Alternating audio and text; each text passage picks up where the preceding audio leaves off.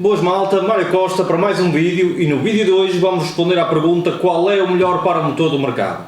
Mas antes de começarmos a falar sobre o tema, se ainda não és subscrito do canal, subscreve o canal, ativa as notificações para acompanhar estes vídeos e o vídeo de hoje vai estar cheio de informação útil e espero que gostem. Neste vídeo vamos falar essencialmente de o paramotor, não vamos falar da asa, vamos só falar da estrutura e do motor do conjunto completo, ok? Por isso, na hora de compra deste equipamento existem três fatores que influenciam lá à partida a compra. Quais são? Primeiro, o peso do piloto.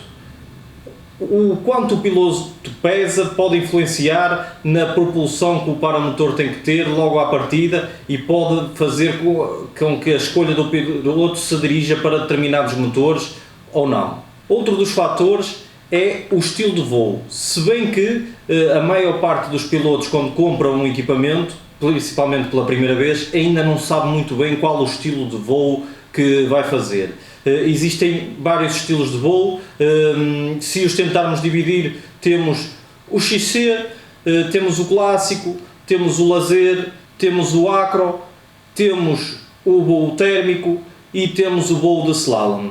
Tudo isto são categorias de voo, são estilos de voo em que os equipamentos têm que estar ajustados ou devem estar ajustados para se fazer estes tipos de voos. E por fim temos os requisitos pessoais. Requisitos pessoais, existem uma série de requisitos como consumo, como a potência, uma série de requisitos que os pilotos podem ter que influenciam também na compra do equipamento. Não esquecendo que, e fazendo aqui um parênteses, para além destes requisitos pessoais que vamos debruçar sobre eles neste vídeo, existe também requisitos que devem ter tido em conta na compra do equipamento e que normalmente não nos lembramos, tais como se a marca tem a capacidade de dar assistência, se é fácil a comunicação com a marca, se o motor em si, o motor ou as peças que fazem parte do paramotor têm um custo de reparação muito elevado. Estes fatores também são importantes na compra, mas neste vídeo não vamos falar sobre eles, vamos falar essencialmente sobre os requisitos pessoais. E os requisitos pessoais estão divididos em quê? Primeiro, peso total. Segundo, consumo. Terceiro, conforto. Quarto, capacidade de personalização. 5. Resistência e segurança. E sexto, preço. Dá aqui uma mosca. Mas para percebermos estes requisitos, aonde ficam aplicados no paramotor e no que é que podemos escolher no paramotor que afeta estes requisitos, eu vou desconstruir o paramotor em partes e vou falar destes requisitos em cada uma das partes. Começando pela estrutura. Quando eu falo em estrutura, estou a falar apenas na estrutura de base que suporta todos os componentes. Estamos a falar que suporta o ar, suporta o motor, o depósito de combustível, e os braços, a cadeira. Estamos a falar só daquela estrutura principal onde vai acoplar todos os componentes. Quanto ao peso, a estrutura pode ser influenciável em quê? No material que é construída. Existem diversos tipos de materiais para construir estruturas. Os mais usuais vão desde o carbono, titânio, alumínio, aço inox, aço normal, e também já existe, por exemplo, plástico em forma de depósito que serve para prender também todos os componentes, por isso também faz parte da estrutura. Em que é que estes materiais influenciam o peso? Se estivermos a falar de carbono, titânio, alumínio, são materiais leves, e até mesmo o plástico, mas neste caso o plástico fica muito volumoso, acaba por ser mais pesado, mas estamos a falar de materiais mais leves. Se passarmos para os aços inox, são materiais mais pesados. Quanto ao consumo, estruturas mais pesadas, aumenta o consumo. Estruturas mais leves, diminui o consumo. Mas não é só.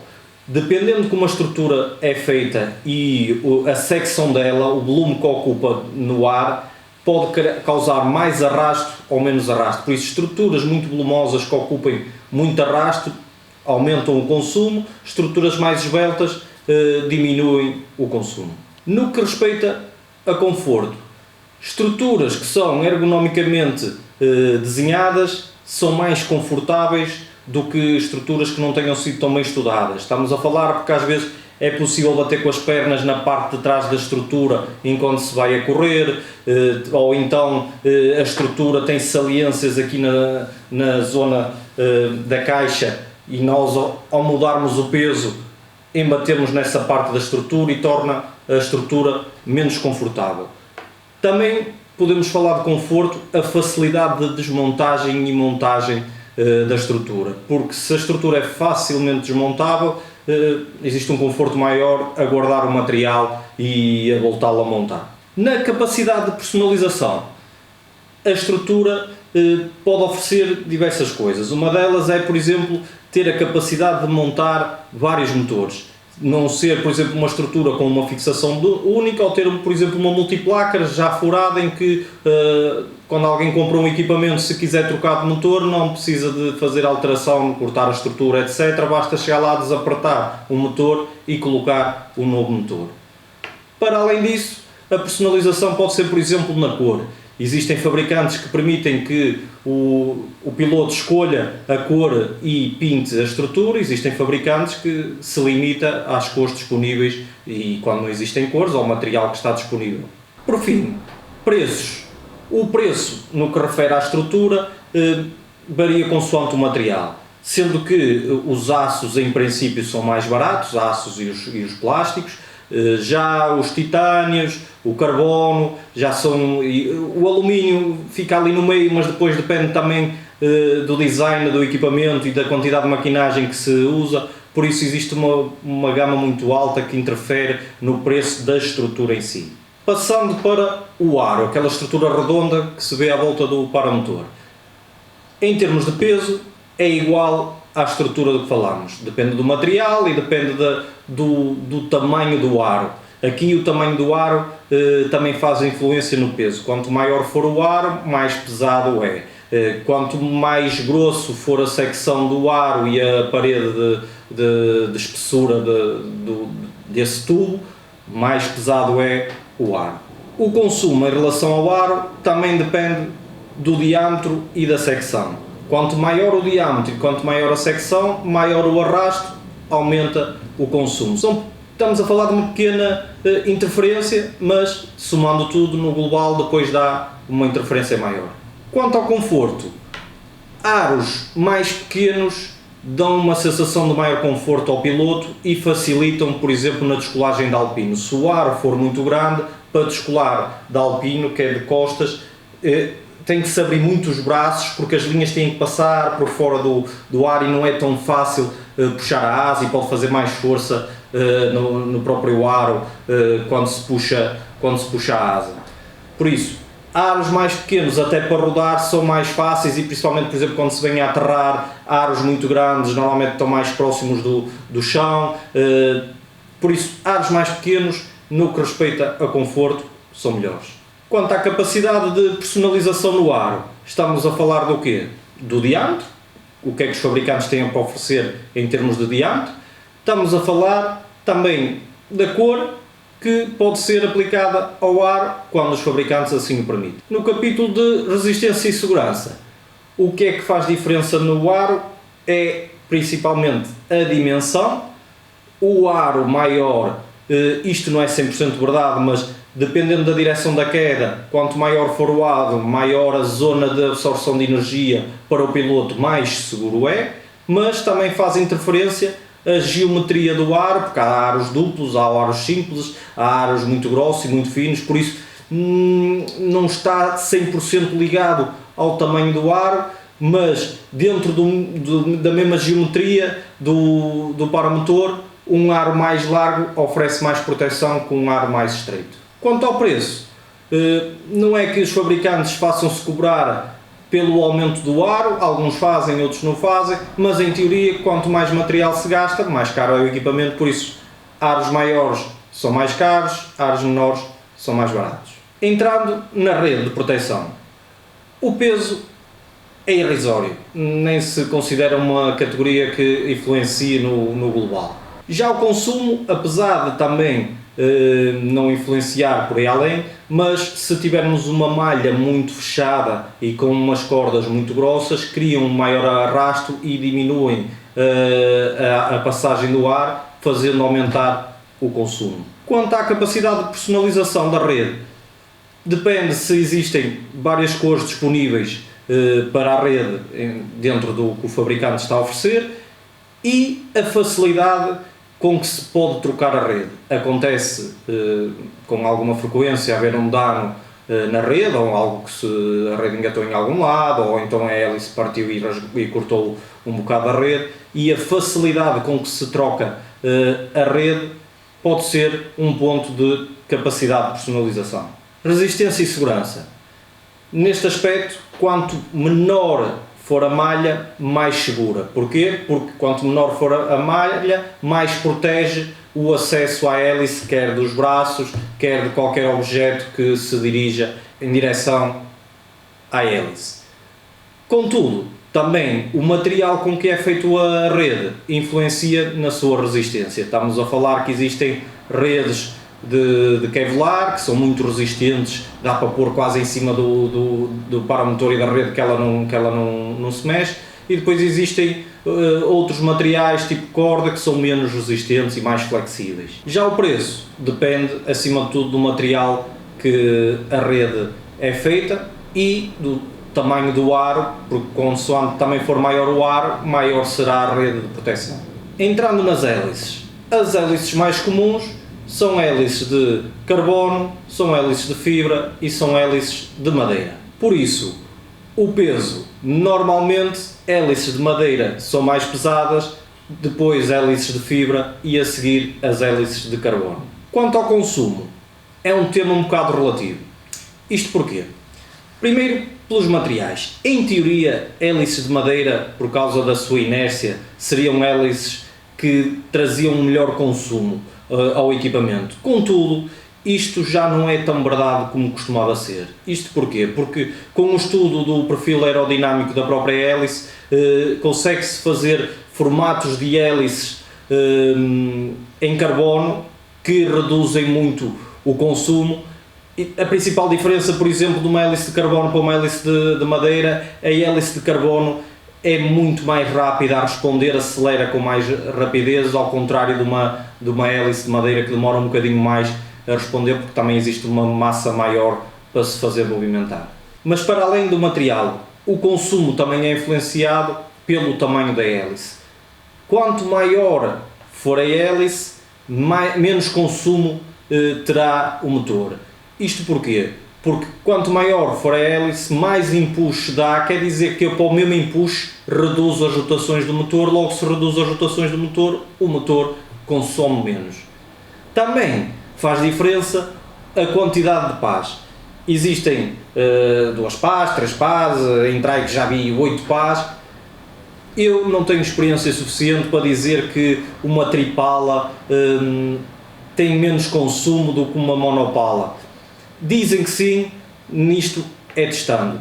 Pela minha experiência, hélice de carbono e hélice de madeira, já voei com as duas, com o mesmo diâmetro, e o consumo não alterou por aí além, excepto quando utilizei hélice de madeira e hélice de carbono que não estava muito bem estudada ainda, e aí sim verificava-se que uma hélice de madeira tinha menos consumo que uma hélice de carbono, mas depois em comparação com as duas hélices de carbono com modelos diferentes, nota-se que o próprio consumo entre elas varia. Já no que respeita ao conforto, em teoria, se nós precisamos de menos motor para voar nivelados, em princípio o motor vai estar a rodar uma rotação mais pequena, quer dizer que devemos ter menos vibração nas costas, por isso, quanto maior for a hélice, mais confortável é a viagem. Contudo, não nos podemos esquecer que, aumentando o tamanho da hélice, como falava anteriormente, aumenta o tamanho do aro e então nas descolagens torna mais desconfortável as descolagens. Já no que respeita ao preço, em teoria as hélices de madeira e de fibra são mais baratas que as hélices de carbono. Passando para o acelerador. No que respeita ao peso, o acelerador pouco interferência faz no peso total do conjunto, mas lembrando sempre que o acelerador está permanentemente na nossa mão. Por isso, umas gramas a mais podem tornar desconfortável a viagem depois no conforto, estar sempre com aquele peso na mão. Por isso, normalmente, em termos de peso, os aceleradores ou são de plástico, ou são de alumínio, ou há uns de ferro, consoante o material. Quanto mais leve for o material, mais leve é o conjunto do acelerador, porque depois o resto daqui para trás são todos iguais, que há de ser um cabo e um condutor ou dois de elétricos lá dentro e uma manga, não há de fazer mais interferência. Quanto ao consumo, o acelerador não tem qualquer interferência direta no consumo. Quanto à capacidade de personalização, o que é que interfere? Primeiro, a ergonomia do comando. Se o comando tem diferentes tamanhos consoante a mão e se tem a possibilidade de instalar quer no lado direito, quer no lado esquerdo. Existem equipamentos que vêm preparados para um lado e não dá para mudar mais, existem equipamentos que já trazem a fixação nos dois lados e caso queiram emprestar o equipamento a alguém, basta desapertar de um lado, apertar do outro e o equipamento está pronto para voar. Resistência e segurança. Não era suposto, mas é expectável que muitas das vezes o acelerador ande pelo chão, ou porque estamos a conectar ainda a asa, deixamos no chão. É preciso ter algum cuidado, porque já aconteceu o acelerador estar até em cima do reboque, ficou preso e o piloto, quando se levantou, acelerou o motor e projetou o piloto contra o chão, porque ficou bloqueado. Mas em termos de resistência, não é que o acelerador vá sofrer cargas muito grandes, mas é importante que aguente andar a bater no chão ou na viagem levar uma pancada. Por isso, aqui, aceleradores feitos em materiais tipo alumínios e aços são mais resistentes, os de plástico normalmente são menos resistentes, mas servem perfeitamente como acelerador, porque o acelerador também não é para andar às pancadas. Existe também aceleradores que têm um sistema, não é só o acelerador, mas existe um sistema associado ao acelerador, principalmente para quando se põe o motor a trabalhar no chão, que se o motor acelerar logo a fundo, desliga o motor, tornando o equipamento mais seguro. É muito perigoso pôr o motor a trabalhar no chão, porque pode ter o cabo do acelerador preso e o motor acelerar e depois toda aquela força vem na direção do piloto e dificilmente o piloto tem força para segurar no motor. Quer dizer que a hélice pode vir, cortar o pescoço, cortar dedos, cortar braços, fazer golpes na cabeça, golpe no corpo. Isso é muito perigoso. O ideal é pôr sempre o motor a trabalhar às costas. Quanto ao preço, quanto mais tecnologia tiver o acelerador, mais caro é. Quanto mais simples for o acelerador, se for só um punho e uma vareta onde se põe os dedos que conectam um cabo de aço, mais barato é o acelerador. Entrando nas cadeiras. No que diz respeito ao peso, cadeiras mais simples e menos alcochoadas normalmente são mais leves do que as cadeiras que têm aquelas esponjas de proteção, quer nas costas, quer na frente, quer as fivelas são mais largas para maior comunidade. Quanto ao consumo, a cadeira pouca interferência faz no consumo, tirando se a cadeira for muito grande, cria um grande arrasto, por isso a cadeira deve ser o mais próximo do perfil do piloto, que é para não ocupar o espaço que está destinado ao fluxo de ar. Já no conforto, as cadeiras que são mais alcolofoadas e que têm as cintas mais largas são mais confortáveis. Também, quanto mais ajustes a cadeira tiver, mais confortável e mais personalizado está o piloto em relação à cadeira. Existem cadeiras que ajustam o apoio das pernas, que ajustam a altura onde dobra, que ajustam a posição onde se segura o motor para poder subir o motor e baixar nas costas. Existe, por exemplo, a minha tem uma proteção, tem umas fitas aqui de lado que aproxima a lateral da cadeira, aproximando de mim, tornando mais confortável a cadeira. Por isso, quanto mais tecnologia for posta na cadeira, mais confortável será a cadeira. Por outro lado, também a posição das fitas que prendem o piloto também influenciam no conforto. Existem cadeiras que têm as cintas direcionadas para baixo e apertam junto das zonas genitais do piloto e que podem causar algum desconforto na descolagem e na aterragem, porque em voo nenhuma cadeira, em princípio, o piloto está a receber esforço por parte da cadeira porque vai sentado numa plataforma sólida, apenas quando está a descolar ou então quando vem para aterrar, quando se pendura para fora da cadeira é que passa a estar suportado nessas cintas e nos restantes do arnês. Também a facilidade em sentar é um ponto relacionado com o conforto. Se eu levanto as pernas e a cadeira automaticamente fica debaixo das minhas pernas e eu fico sentado, torna mais confortável o descolar e o aterrar. Quanto à capacidade de personalização, essencialmente a capacidade da cadeira se ajustar para os diferentes pontos de ancoragem. Existem pontos de ancoragem altos, médios e baixos. E existem cadeiras que dão para ajustar para diferentes pontos. A maioria das cadeiras estão destinadas ou são cadeiras para pontos baixos, ou são cadeiras para pontos médios, ou são cadeiras para pontos altos. Também, se a cadeira tem a possibilidade de ter várias posições para prender as roldanas do acelerador, pode estar incluído nesta categoria de capacidade de personalização, consoante a vontade do piloto em ter o sistema de acelerador de pé mais abaixo ou mais acima, a cadeira já vem preparada para esse sistema. Quanto à resistência / segurança, as cadeiras são testadas para poderem estar, a maioria delas são testadas para poderem estar no paramotor, por isso, em termos de segurança, é difícil não haver cadeiras que não sejam seguras. Existe sim uma diferença principal no modo como se fecha as tiras da cadeira, que pode ter interferência na segurança, principalmente quando se cai dentro d'água. Existem sistemas em que se puxa uma alavanca e está aqui uma mosca. Existem sistemas onde se puxa uma alavanca e abre automaticamente as fivelas todas, libertando o piloto automaticamente do paramotor. E existem sistemas que têm 1, 2, 3, 4 fivelas que têm que ser desconectadas individualmente. Por isso, os sistemas que libertam todos são mais seguros do que um sistema que liberta uma de cada vez. Já no preço, quanto mais tecnologia tiver a cadeira, neste caso mais alcochoada, uma cadeira que tenha sido estudada, é mais cara do que uma cadeira que são umas meras fitas a suportar o piloto sem nenhum tipo de conforto. Por isso aqui o conforto está também associado ao preço. Quanto mais confortável a cadeira, mais cara; quanto menos confortável, mais barato. Passando para as ancoragens.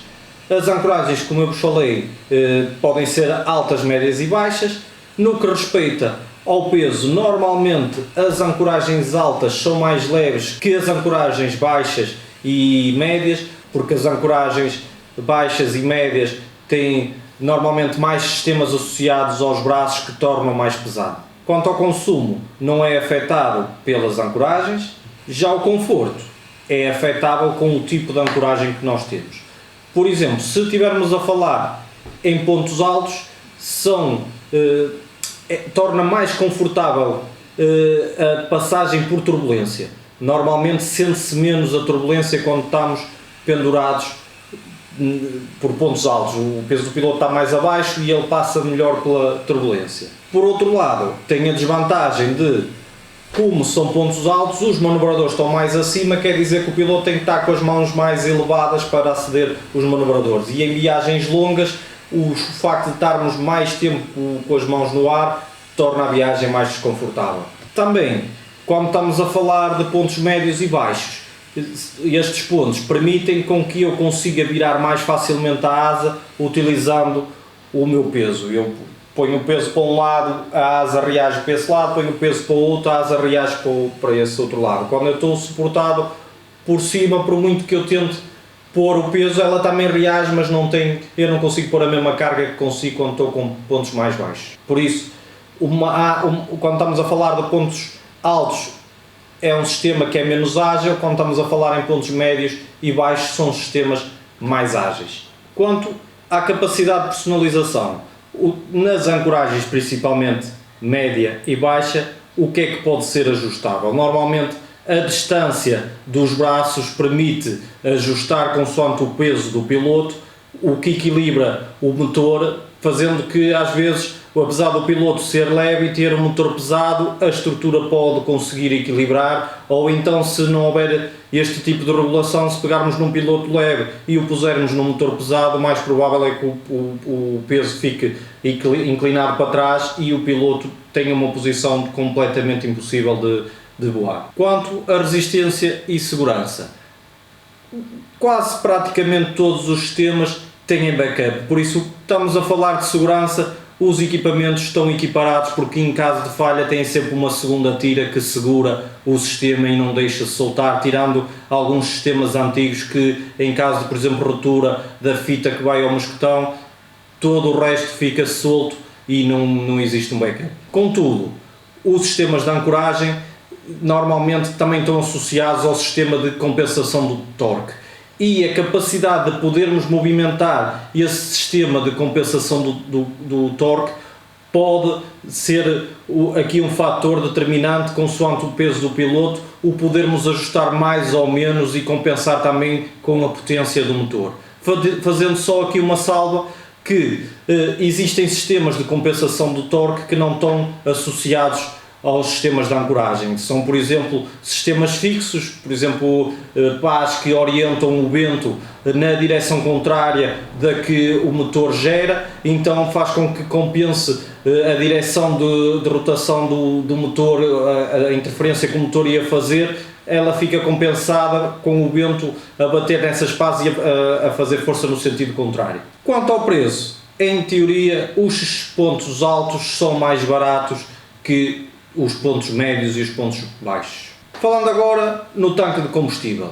No tanque de combustível, quando falamos do peso, existem duas situações que alteram o peso. Primeiro, o tamanho do tanque. Quanto maior for o tanque, mais pesado é, porque também leva mais combustível.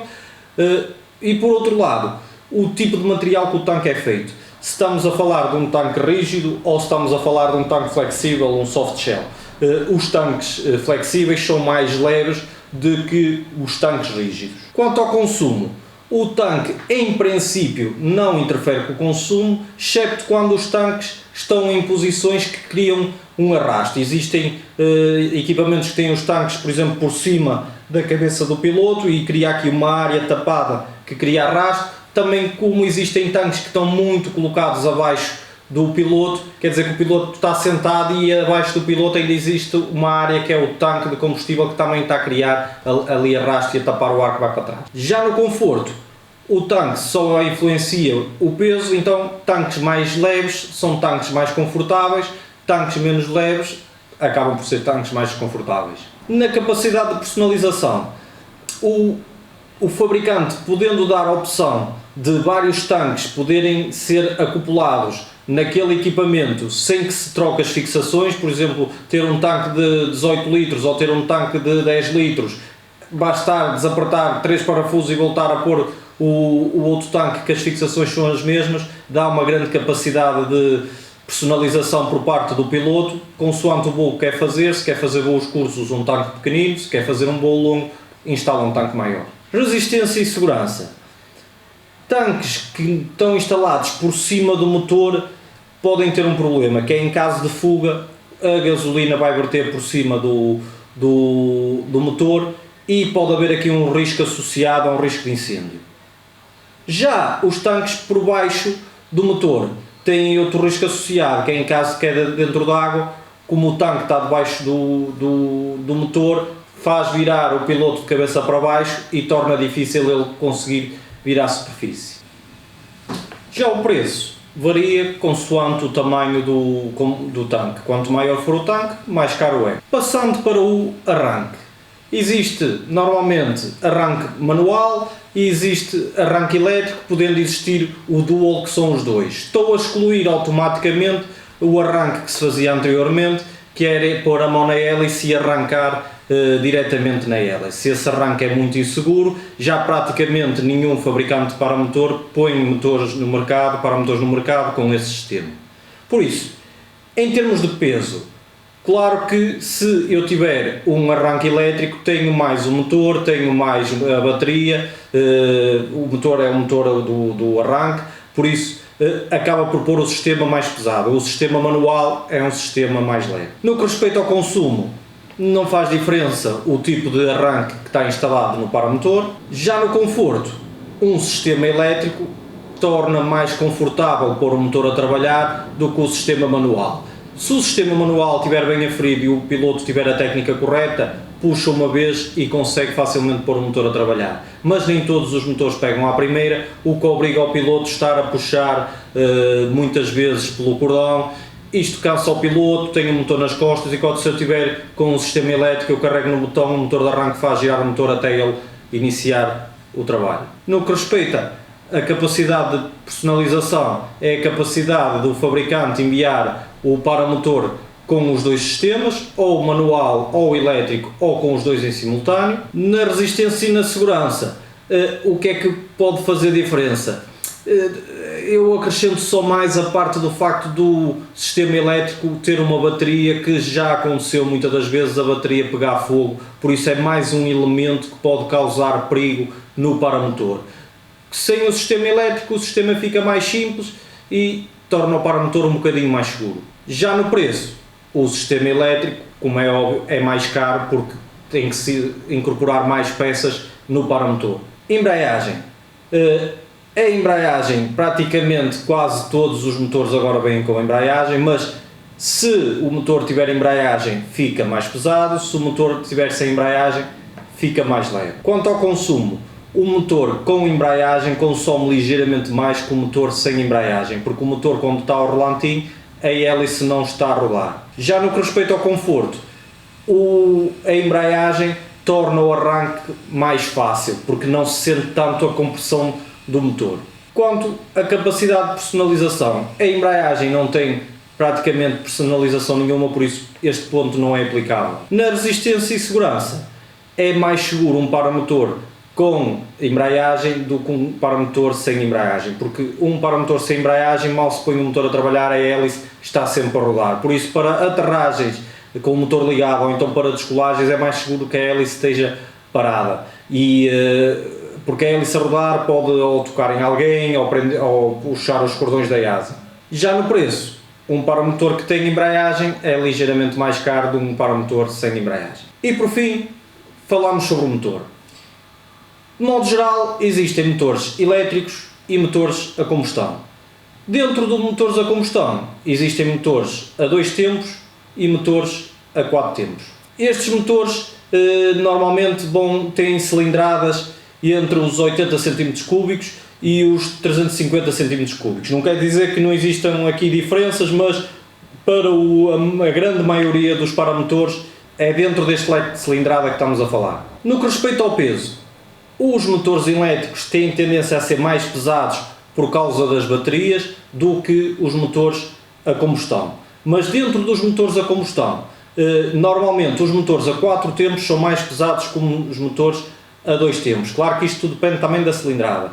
E dentro, por exemplo, dos motores a 2 tempos, é mais pesado o motor que for mais potente, é mais leve o motor que for menos potente. No que respeita a consumos, normalmente, tirando a parte do elétrico, ficando agora só com os de combustão, um motor a 4 tempos tem um consumo menor que um motor a 2 tempos. Mas a tecnologia tem evoluído. No último Campeonato do Mundo foi apresentado um novo motor FI, que tem a ver com a injeção eletrónica, que permite regular a quantidade de combustível necessária na hora para o que o motor está a fazer.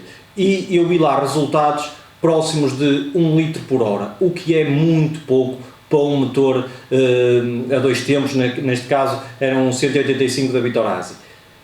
Quer dizer que já não temos diferenças tão grandes entre motores a 4 tempos e motores a 2 tempos, e no que respeita à economia, eu tenho um Top 80 e tenho um Monster 185 da Bitorasi e já consegui pôr os dois com o mesmo consumo. Por isso, no que respeita ao consumo, regulação do motor, ajustes, tipo de carburador pode fazer aqui a diferença do consumo do próprio motor. Na capacidade de adaptação.